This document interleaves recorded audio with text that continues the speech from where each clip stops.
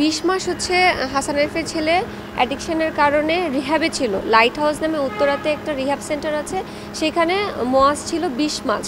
তো এই 20 মাসে আমি হাসান আরিফ আমাকে এই বাসায় রেখেছে, তার নাতিরা যাতে এই বাসা থেকে কোথাও যেতে না পারে। তার নাতি বলে মানে আমি কিন্তু হাইকোর্টের রিটের অর্ডারে এবং ফ্যামিলি কোর্টে মানে 3টা কোর্ট দ্বারা আমার বাচ্চাগুলো আমার কাছে রাষ্ট্র আমার বাচ্চা আমার কাছে দিয়ে দিয়েছে, কিন্তু আজ পর্যন্ত আমি বাচ্চাগুলো নিয়ে কোথাও মুভ করতে পারিনি।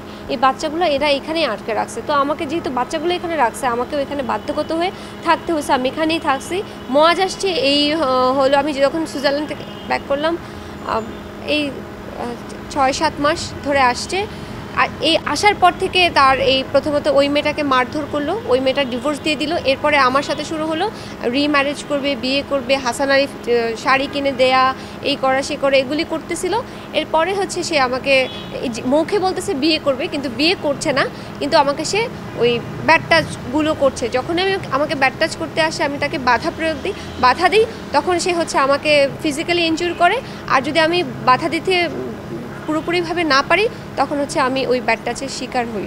তো এগুলোই হয়ে আসছে। তো এর মধ্যে তো চললো আন্দোলন আপনারা দেখেছেন, আমি রাজপথেই ছিলাম।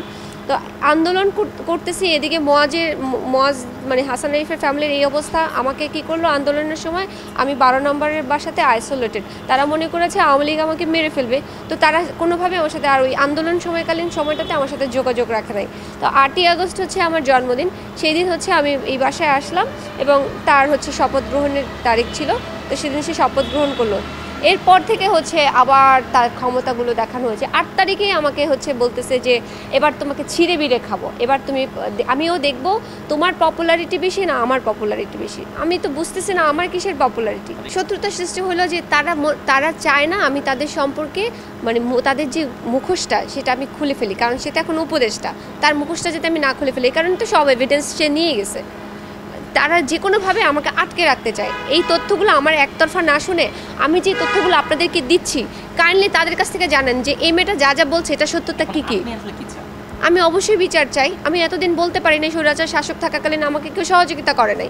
আমি এই থানায় না হলেও 100 বার আসছি, এই থানার মানুষ আমাকে সহযোগিতা করে না। আমি এখান থেকে লাভ দিতে নিছি, কেউ আমাকে সাহায্য করে। আমার বাচ্চাটাকে আটকে রাখছে। দেখবেন আমি বছরের পর কত মাস ধরে আমি এই বাসার সামনে বাচ্চাটাকে কোলে নিয়ে কাঁদছি যে আমার বাচ্চাটাকে রিসিভ করো। ওরা বাচ্চাটাকে রিসিভ করে নাই, সেই বাচ্চাটাকে ওরা আটকায় রাখছে। যে বাচ্চাটাকে ওরা কারাগারে দিছে, ওই বাচ্চাটা মেয়ে বাচ্চা বলে ওরা নিতে চায় নাই, সেই বাচ্চাটাকে এখন আটকে রেখে আমাকে ব্ল্যাকমেল করতেছে যাতে আমি মামলাটা তুলে নেই। আমি নিজের ছুরি দিয়ে নিজের মাথায় আঘাত কীভাবে করব? নিজের মাথায় নিজে আঘাত করলাম। পিঠে কামড় কিভাবে আমি দিলাম? আমি কি ভ্যাম্পায়ার? পিঠে আমি কিভাবে নিজে কামড় দিলাম? আশ্চর্য কথাবার্তা এগুলি। কি মানে এই কথাবার্তা আপনারা কেন শোনেন? একজন পাগলের নেশাখোরের কথাবার্তা। আর আপনারা CCTV please check the CCTV footage check করেন, কে কাকে মেরেছে। আমি নিজে মারবো? অসংখ্য কামড়ের ছবি আমি ফেসবুকে দিয়েছি। এই কামড়গুলোকে আমাকে দিয়েছি? বলেন তো, ওনাকে জিজ্ঞেস করেন আমার ঘাড় কি ঘুরে যায়? আমি কি পেছনে আমি কামড় দিয়েছি? এই অদ্ভুত কথাগুলো আপনারা কেন শোনেন?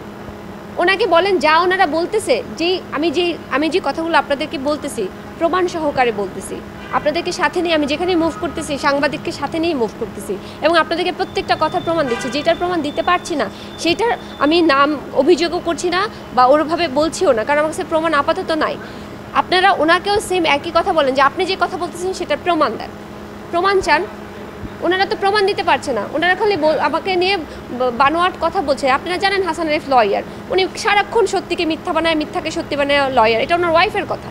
হাসান আরিফের কুকীর্তির, কিন্তু কুকীর্তির মুখোশ যে উন্মোচন করবো, আমার কাছে যে ল্যাপটপগুলো 4টা ল্যাপটপ ছিল আর যে ফোনগুলো ছিল সেগুলোতে আমি দিতে পারতেছি না। এখন এগুলো নিয়ে কথা বলার তো একটা মানে অফেন্সের মধ্যে আমি পড়ে যাব। আমি কিছু ডকুমেন্টস আগে কালেক্ট করি, আমার ওই ফেসবুকটা ওরা ওদের কন্ট্রোলে নিয়ে নিয়েছে। আমি কিছু